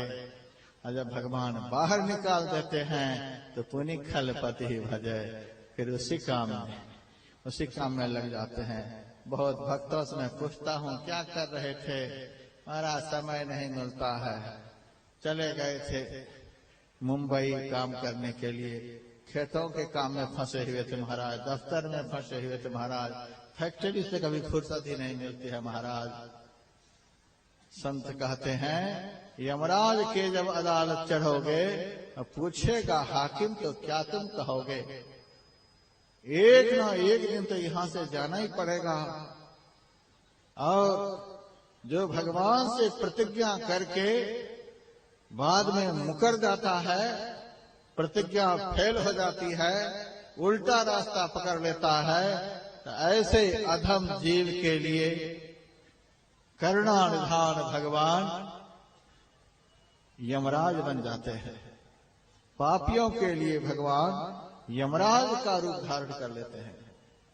यमराज के जब अदालत चढ़ोगे और उस जीव को घसीट करके अदालत में पहुंचाया जाता है और वहां यमराज बनकर भगवान पूछते हैं, बता क्या सब करके आए हो, बताओ। उस समय कोई भी जीव नहीं बतलाता कि मैं खेती करके आ रहा हूं, मैं फैक्ट्री लगा करके आ रहा हूं, कुछ बोलने की हिम्मत नहीं होती। इसीलिए हिम्मत नहीं होती कि जो कहकर भगवान से बाहर निकला था वह सब एक भी काम नहीं कर सका, मौन हो गया वहां जाकर के। पापों की अग्नि में जलना पड़ेगा, रे मन मुसाफिर निकलना पड़ेगा। मेरा प्रवचन एक माई सुन रही थी और वह उठकर खड़ी हो गई और मेरे से कहने लगी कि महाराज मेरे से यदि यमराज पूछेंगे कि क्या करके आई हो, मैं कह दूंगी कि समेली से सत्संग सुन करके आ रही है। मैंने कहा अरे माई, जो सत्संग सुनेगा, जो सत्संग सुनकर उसे जीवन में उतारेगा, आचरण में उतारेगा, जो भजन करेगा, ध्यान करेगा, ईश्वर में अपने मन को लगाएगा, उनको काहे के लिए यमदूत घसीट कर यमराज के सामने ले जाएंगे। उनके लिए तो परमात्मा की गोद है, उस जीव के लिए तो परमात्मा धाम का रास्ता खुला हुआ है। एक सिंहासन चढ़ी चले एक बंधे जा जंजीर, उनके लिए तो भगवान का सिंहासन सुरक्षित है, जाए सिंहासन पर वह बैठे। भजन का फल तो भगवान का सिंहासन है, ध्यान का फल तो भगवान का सिंहासन है, सत्संग का फल तो भगवान का सिंहासन है। और भगवान से प्रतिज्ञा करके जब यह मुकर जाता है, यमराज का अदालत, यमराज के जब अदालत चढ़ोगे पूछेगा हाकिम तो क्या तुम कहोगे, कोई जवाब नहीं आएगा। सारी अकल वहां धूल में मिल जाएगी, सारी बुद्धिमत्ता वहां खत्म हो जाएगी, सारी गुणवत्ता खत्म हो जाएगी, सारी ऐंठ वहां जाकर के खत्म हो जाएगी। कुछ भी व्यक्तित्व नहीं रह जाएगा, कुछ भी वक्तृत्व नहीं रह जाएगा, पापों की अग्नि में जलना पड़ेगा। तो भगवान से हम कहकर आए हैं, प्रतिज्ञा करके आए हैं, आपके चरण कमल की भक्ति हम करेंगे। इसी प्रतिज्ञा के तहत परमात्मा ने हमें माता के गर्भ से बाहर निकाला। यथार्थ में हम आए तो थे परमात्मा के चरण कमल का पराग लेने के लिए, लेकिन बीच में केतकी फूल का वन मिल गया। केतकी फूल क्या है? यही संसार है, यही मायामय जगत है। जितने शरीरधारी प्राणी हैं, जितने शरीर हैं, जितने शरीर से संबंधित व्यक्ति और वस्तु हैं, रूप रस गंध स्पर्श शब्द, ये पंच विषय के बाजार हैं, ये सब केतकी फूल के बन हैं। देखने में बहुत सुंदर लगते हैं, देखने में बहुत लुभावने लगते हैं। और यह जीव रूपी भौरा जो संसार में आया था परमात्मा भक्ति करके परम कल्याण करने के लिए, वही भौरा इस संसार को ही कल्याणकारी समझकर, सुखदायी समझकर, आनंददायी समझकर यहीं विषय का रस लेने लग गया। पद्म भ्रांत्यांग चपल मध्य पुष्प मध्य पपाता, इसी मायामय संसार में आकर के फंस गया, उलझ गया। यह मेरा, यह मेरा, यह मेरा, यह मेरा, इससे सुख मिलेगा, उससे सुख मिलेगा, उससे सुख मिलेगा। दिन रात इसी चक्कर में यह भर गया, पुष्प मध्य पपाता। और संसार के विषय रूपी विष का रस लेते लेते आखिर हुआ क्या? अंधीभूतः कुसुम रजसा, विषय रस का सेवन करते करते ज्ञान वैराग्य रूपी नेत्र उसका फूट गया। इस विषय का सेवन ज्ञान को ही खत्म कर देता है, इस विषय का सेवन वैराग्य को ही खत्म कर देता है। मेरे पास इसी कटिहार जिले से एक सत्संगी आया हुआ था देहरादून आश्रम पर, और मेरे से कहता है, महाराज मेरी बड़ी इच्छा है आपके आश्रम में रहने की। मैंने कहा रहो, कोई दिक्कत नहीं है, लेकिन बुढ़ापे में मेरे आश्रम पर रहने के लिए आए हो। बुढ़ापे में तो मन बेटे में लगा हुआ रहता है, घर में लगा हुआ रहता है, कैसे तुम्हारा मन इधर आ गया? अरे महाराज वैराग्य से तो आपके पास नहीं आया हूं, घर के लोगों ने वैराग्य चढ़ा दिया है माथे पर, घर के लोगों ने वैराग्य चढ़ा दिया। हाँ महाराज, 2 लड़के जब मैं रेलवे से रिटायर हुआ तो 25-30 लाख रुपए मिले, सारे पैसे ले लिए, एक भी पैसा हमको नहीं दिया। फिर पेंशन मिलने लगा 15-20 हजार रुपए। जब मैं पेंशन उठाने के लिए बैंक में जाता हूं तो वह लड़का साथ साथ जाता है, बैंक से बाहर होता हूं पैसे लेकर तुरंत झपट कर छीन लेता है। एक बार मैंने बेटे से कहा, बेटा सारे जीवन तुम्हें ही कमा कमा कर दिया, 1-2 हजार हमको देता तो एक बार हरिद्वार ऋषिकेश घूम आते। जैसे कहा 1-2 हजार देता तो हरिद्वार ऋषिकेश घूम आते। वह हाथ पकड़ कर कमरे में ले गया, लोहा के रड से इतना पीटा है महाराज, देख लो पूरा शरीर लहू लुहान हो गया। अच्छा, हमको बड़ी दया आई। मैंने कहा कोई बात नहीं, तुम्हारे पेंशन का हमको कोई लोभ नहीं, पेंशन बेटे के पास भेज देना, तुम यहाँ रहो, रोटी फ्री में, पानी फ्री में, कपड़े फ्री में, दवाई फ्री में, कमरे मिलेंगे फ्री में। यदि आश्रम में रहते रहते मर जाओगे तो बैकुंठ भी भेज दूंगा फ्री में, रहो आश्रम में, कोई तकलीफ की बात नहीं। रहने लगा। 5-7 दिन के बाद फिर मेरे पास हाथ जोड़ने के लिए आया, महाराज आपकी आज्ञा होती तो मैं घर चला जाता। मैंने कहा 7 दिन के बाद ही कहता है कि आज्ञा होती तो घर चला जाता। मेरे मन में तो हुआ था कि तू नहीं जाएगा, इतनी पिटाई तुम्हारी हुई है, शरीर लहू लुहान हो गया था, क्यों जाने का मन हो गया? तब वह कहता, घाव चखा गया है महाराज, घाव चखा गया है, इसीलिए अब जा रहा हूं। मैंने कहा हे भगवान, यही है माया, यही है संसार। कितनी दुर्गति होती है, कितनी फजीहती होती है, कितनी दुर्दशा, कितना दुख, कितना क्लेश, कितनी विपत्ति, फिर भी 100 घुसा खाए तमाशा घुस के देखे। फिर भी उधर ही। मैंने कहा ठीक है जाओ,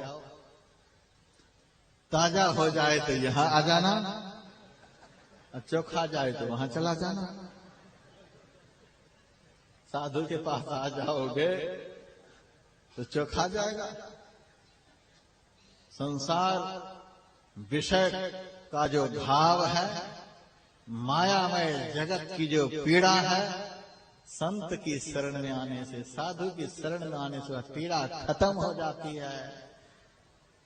यहाँ आने से पीड़ा खत्म हो जाती है।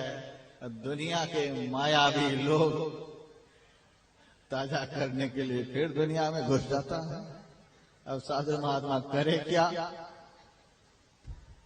वही हालत है। ज्ञान वैराग्य रूपी नेत्र फूट जाता है विषय रूपी विष का सेवन करने से। त्याग विवेक रूपी जो पंख हैं वह भी बुढ़ापे में टूट जाते।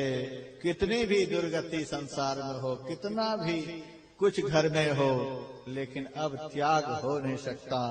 अब सच्चा विवेक मन में उदित नहीं हो सकता, क्योंकि यह विषय रूपी विष ने उनके ज्ञान वैराग्य रूपी नेत्र को खत्म कर दिया। त्याग विवेक रूपी पंख को चूर चूर कर दिया। अब बुढ़ापे में लक्ष्मीपति पछतात सेज पर अब हम काह करी। भगवान श्री राम कहते हैं, लक्ष्मण, जहां तक इंद्रियां जाती हैं, जहां तक इंद्रियों को संसार में सुख दिखता है, जहां तक इंद्रियां कुछ भी ग्रहण कर पाती हैं, सब दुख देने वाली माया है, सब दुख देने वाली माया है। इस इंद्रियों के चक्कर में पढ़कर मायामय संसार में विचरण मत करो, विचरण मत करो। भगति तात अनुपम सुख मूला, मिलहि जो संत हो ही अनुकूला। हमारी भक्ति जो है वह अनुपम सुख की जड़ है। यदि जीवन में संत अनुकूल हो जाएं, उस भक्ति का वरदान उनसे प्राप्त हो जाएंगे।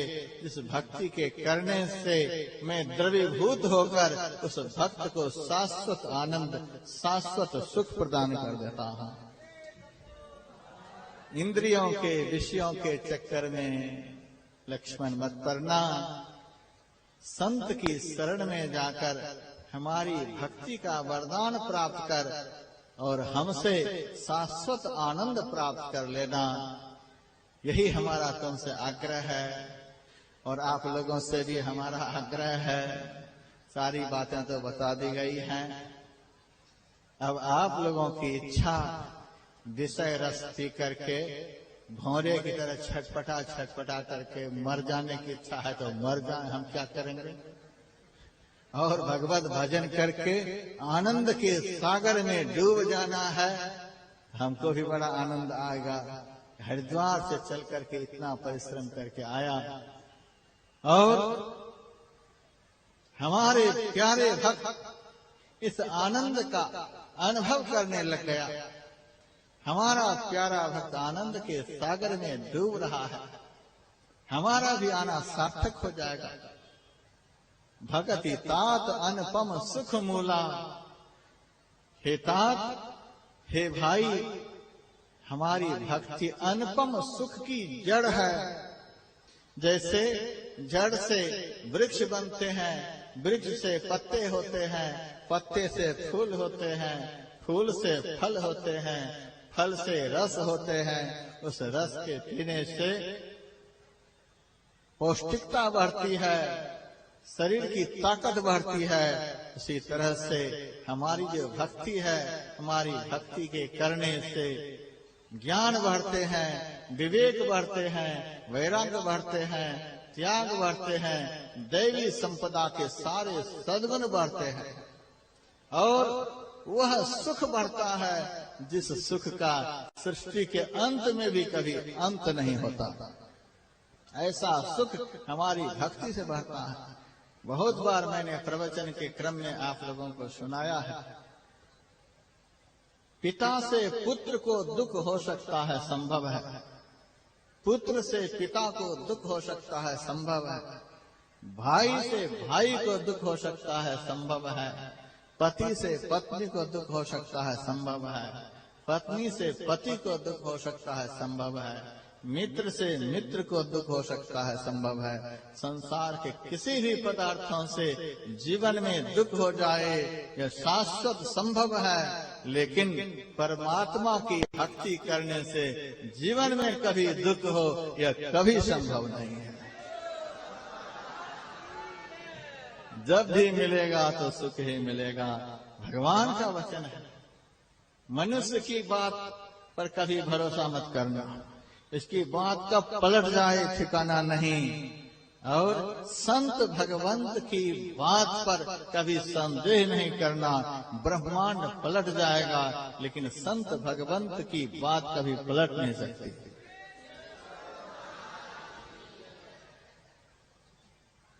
बचन संत के ना टरे, ज्यों गारी की लीक।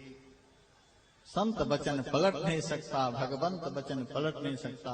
भगवान कहते हैं भगति तात अनुपम सुख मूला, भगति स्वतंत्र सकल सुख खानी। कोई ऐसा सुख नहीं जो आपको नहीं मिलेगा। आप पुत्र का सुख चाहते हैं, जिस भक्ति के द्वारा शाश्वत परमात्मी आनंद की प्राप्ति होती है, शाश्वत परमात्मी सुख की प्राप्ति होती है, शाश्वत परमात्मी शांति की प्राप्ति होती है, उस भक्ति के करने से आपको बेटा नहीं मिलेगा। जिस भक्ति के प्रभाव से हीरा का पहाड़ प्राप्त हो सकता है, उस भक्ति के करने से मिट्टी का बर्तन नहीं मिलेगा। आदमी को विश्वास नहीं, आदमी को भरोसा नहीं।